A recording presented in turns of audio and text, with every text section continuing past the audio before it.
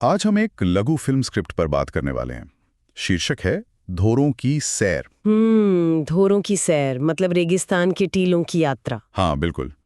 ये स्क्रिप्ट हमें राजस्थान के एक छोटे से गांव में ले जाती है। वहाँ की रोजमर्रा की जिंदगी, सादगी, संस्कृति और समुदाय, ये चीजें इसमें दिखती हैं। स्क्रिप्ट में 4 सीन हैं और कुछ निर्देशक के नोट्स भी हैं। हाँ, तो देखते हैं ये कहानी क्या कहती है। ये स्क्रिप्ट असल में एक दिन का सफर है, सुबह से लेकर अगली सुबह तक। सही कहा। तो चलिए शुरू करते हैं पहले सीन से। पहला सीन, सुबह का वक्त है। रेगिस्तान का लैंडस्केप, मिट्टी के घर, सूरज उग रहा है। बड़ा सुंदर दृश्य लगता है। हाँ बिल्कुल। और हमें किरदारों से मिलवाया जाता है। राधा है जो बहू है, गोपाल उसका पति और नानी माँ। और उन्हें देखते ही उनके काम भी समझ आ जाते हैं। मतलब राधा चूल्हा जला रही हैं, नानी माँ चरखा काट रही हैं और गोपाल खेत जाने की तैयारी में है। बिल्कुल रोजमर्रा के काम। हाँ, और इसी सीन मेरे गांव के मेले की चर्चा भी शुरू हो जाती है। ये अच्छी बात है, मतलब शुरुआत में ही एक उत्सुकता पैदा होती है। हाँ, ये सीन माहौल बहुत अच्छे से बनाता है, शांत, पारंपरिक। और निर्देशक के नोट्स में भी लिखा है कि सुबह और शाम के गोल्डन आवर में शूट करें। हाँ, ताकि वो शांति और खूबसूरती पर्दे पर दिखे। किरदारों का परिचय भी उनके काम से ही हो जाता है, बिना किसी लंबे डायलॉग के। सही। अच्छा, फिर आता है दूसरा सीन। दिन थोड़ा आगे बढ़ता है। गांव की जिंदगी दिखती है। हाँ, औरतें रंगीन कपड़ों में कुएं पर पानी भर रही हैं, गपशप कर रही हैं। पुरुष खेतों में काम कर रहे हैं। ये दिखाता है कि कुआं सिर्फ पानी लेने की जगह नहीं है, वो एक तरह का सोशल हब है, मिलने जुलने का केंद्र। सही बात है। और यहाँ राधा की सहेलियों से मेले में गाने के लिए कहती है। लेकिन राधा पहले काम खत्म करने पे जोर देती है। ये काम और जिम्मेदारी का भाव दिखाता है। हाँ, और बच्चे भी मेले के लिए उत्साहित हैं।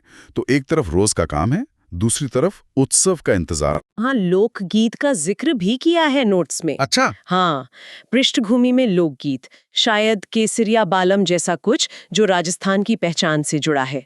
इससे माहौल और असली लगेगा। वाह, तो मतलब ऑडियो विजुअल दोनों तरफ से प्रामाणिकता लाने की कोशिश है। हाँ बिल्कुल। फिर आता है तीसरा सीन, शाम और मेला। हाँ, यहाँ माहौल एकदम बदल जाता है। दिन भर की शांति के बाद रात में उत्सव। मशालें, लालटेनें, दुकानें सजी हैं, ढोल नगाड़े बज रहे हैं। और इसका मुख्य आकर्षण है राधा और उसकी सखियों का घूमर नृत्य। और दूसरी तरफ नानी माँ बच्चों को कहानी सुना रही हैं। ये भी एक सुंदर कॉन्ट्रास्ट है। बिल्कुल। और यहाँ नानी माँ का एक डायलॉग बहुत महत्वपूर्ण है।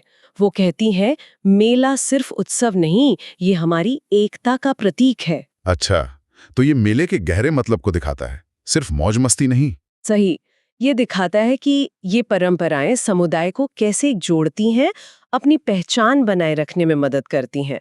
घूमर, कहानी सुनाना, ये सब पीढ़ियों से चली आ रही चीजें हैं। और निर्देशक के नोट्स में भी रंगीन वेशभूषा और स्थानीय कलाकारों को लेने की बात है। हाँ, ताकि वो सांस्कृतिक रंग और एहसास बना रहे, ऑथेंटिसिटी जिसे कहते हैं। बिल्कुल। फिर आता है चौथा यानी आखिरी सीन, अगली सुबह। हाँ, सब कुछ शांत, वापस रोजमर्रा की जिंदगी। राधा, गोपाल, नानी माँ सब अपने अपने काम में लग गए हैं। जैसे मेला एक सपना था और अब सुबह हो गई है, लेकिन एक शांति है। और फिर राधा का वॉइस ओवर आता है, हमारा गांव, हमारी मिट्टी, हमारी कहानी, हर दिन यहाँ एक नया रंग खिलता है। ये अंत जीवन के चलते रहने का, उस निरंतरता का प्रतीक है। उत्सव आते जाते हैं, पर जीवन और संस्कृति की जड़ें गहरी हैं। हाँ, वॉइस ओवर फिल्म के मूल संदेश को साफ कर देता है। मिट्टी से जुड़ाव, संस्कृति का सम्मान। और सादगी में भी एक गहराई है, एक कहानी है। तो कुल मिला के ये स्क्रिप्ट क्या दिखाती है? मेरे हिसाब से तो ये राजस्थान के गांव की एक बहुत ही सच्ची और सुंदर तस्वीर पेश करती है। हाँ, जहाँ सादगी है, अपनी संस्कृति पर गर्व है और लोग एक दूसरे से जुड़े हुए हैं। ये स्क्रिप्ट ये भी दिखाती है कि कैसे रोज की मेहनत और त्योहार दोनों मिलकर एक मजबूत समुदाय बनाते हैं। बिल्कुल।